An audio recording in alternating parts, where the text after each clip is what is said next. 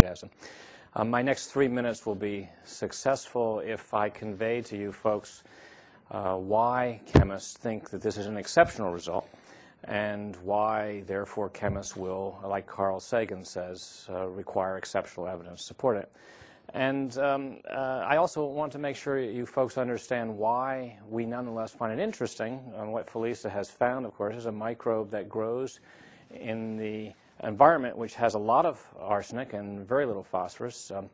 The Astrobiology Institute, which we are parts of, is the one place in American science where you can go to find geologists and microbiologists and astronomers and chemists together, where we can have the productive clash that leads to big discoveries about big questions.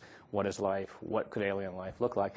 And so my goal in the next 30 seconds or so is to try to give you, as a layman, the understanding of how this is an exceptional result, how it might be looked at in greater detail, because one thing that will survive is the Felices microbe, and that will be an excellent system to explore questions about how arsenic is tolerated and phosphorus is limited in organisms that are placed under environmental stress. So I brought my Richard Feynman props with me, which is a representation of a molecule, right? And these molecules are, say, representing a biopolymer, and of course we're making them out of steel, and the result is that it's tough, right? And of course, as Felisa has mentioned, arsenate is made out of, in this particular case, aluminum foil.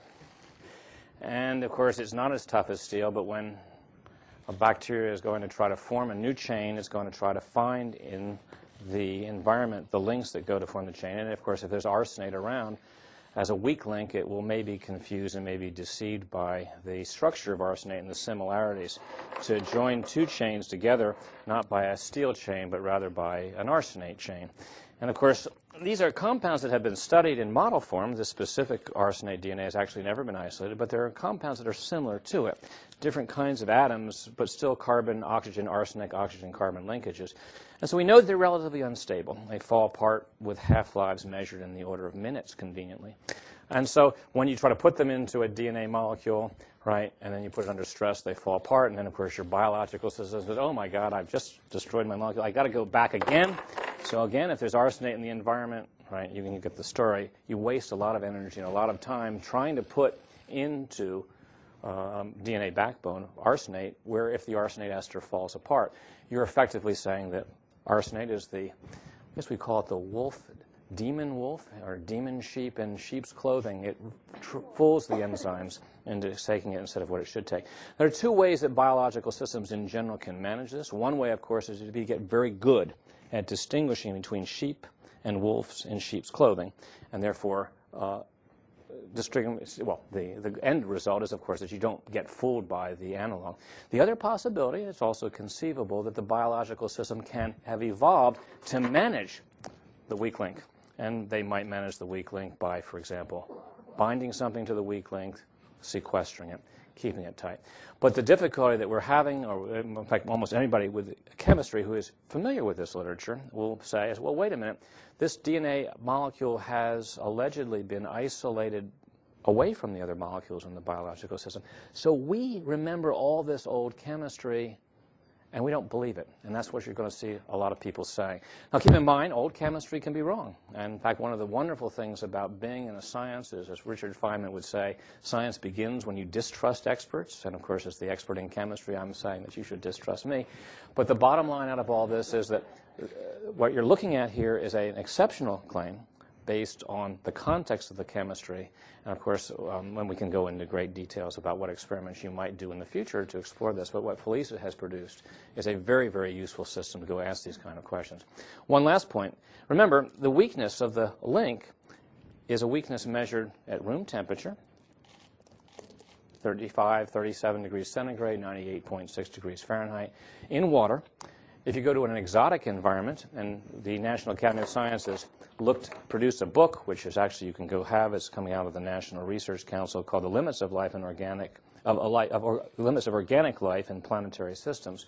You realize that in our solar system there are places, Titan, a moon of Saturn, is one of them, where the temperature is much lower, where very reactive species like arsenate could very well be useful because, although they're too unstable to exist in many environments on Earth, they're not too unstable to exist in an environment like Titan, which is at minus 290 degrees Fahrenheit.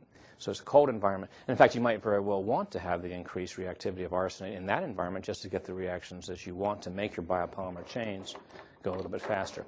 So again, my role as the curmudgeon is to say, this is an exceptional result. I hope I can convey to you a little bit, maybe not in technical language, but in graphic language, why the chemist views this as an exceptional result.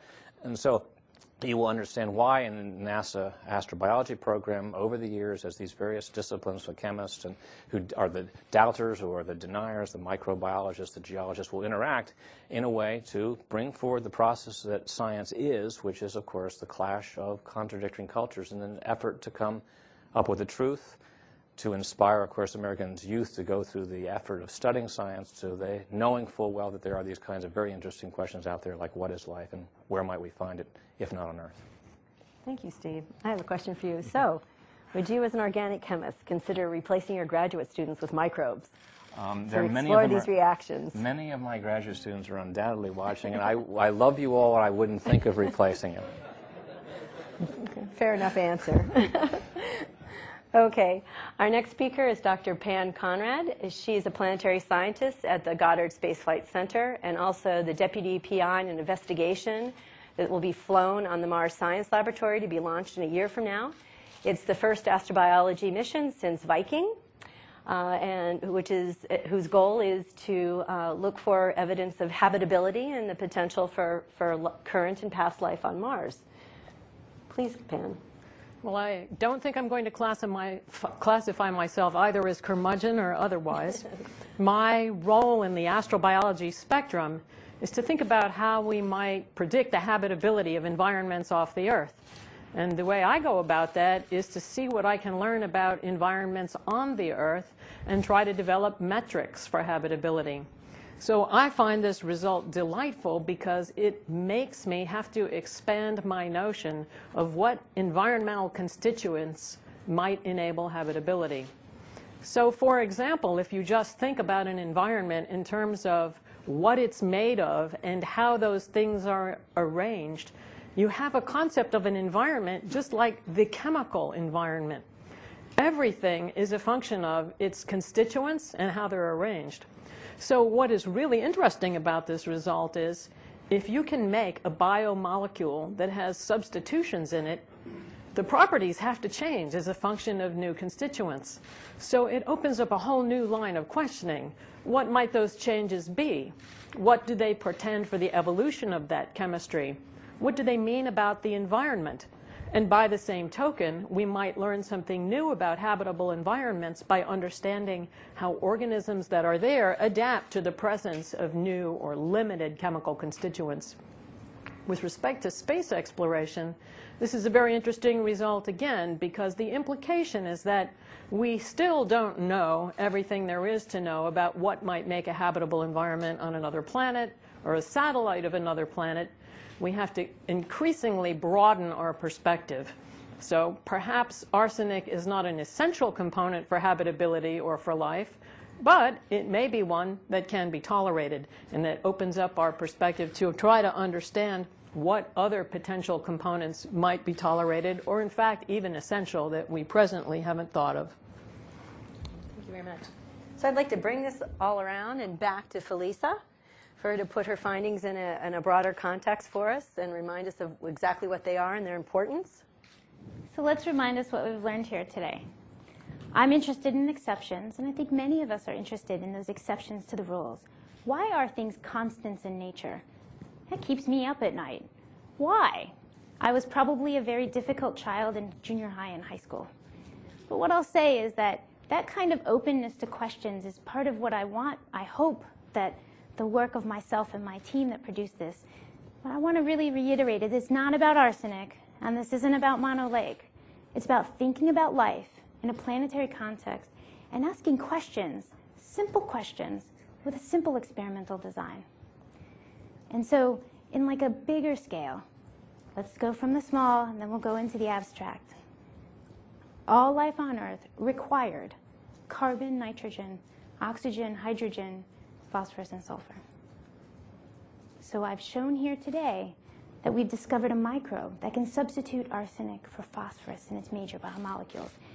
Not just DNA, but things like ATP, that many of those high school students out there I hope recognize, and also all sorts of other biomolecules. What does that suggest? It cracks open the door to the potential. You know, my niece asks me, how did we get here? And are we alone in the universe?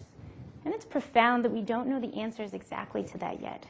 Maybe not in my lifetime, but maybe in her lifetime, she'll be able to answer that. But I hope my work serves as a proof of concept that we can experimentally test and show evidence of what else is possible. So I'd like to roll some footage just to give us the expansive nature of life, from microbes to crustacea, to bugs, to mammals, to everything you know that's alive on planet Earth. Again, hearkening back to the idea of the pale blue dot. Understanding life here, all sorts of life, lions and tigers and bears. And how everything we know is on this tree of life. Everything you've ever thought of so far that we can see on this tree of life.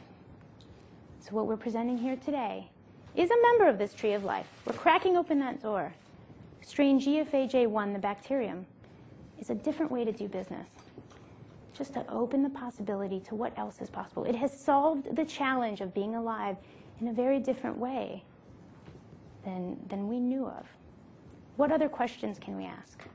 This will inform us about life on our own planet, and it will help inform us of life. We will find it one day elsewhere in the universe. Thank you. Thank you very much, Felisa. And now I'm going to turn it back over to you, Dwayne. Thank you all. And Felisa, congratulations to you and your team. Okay, ladies and gentlemen, now we get to the question and answers to really even flush it out even more. We're going to start here first and then go to the West Coast. I'm going to ask you to wait for the microphone, give your name and affiliation. And obviously we have folks here, and we also have a professor in Arizona, so if you can address your question to the appropriate person, that would be great. Let's start with Mark Kaufman.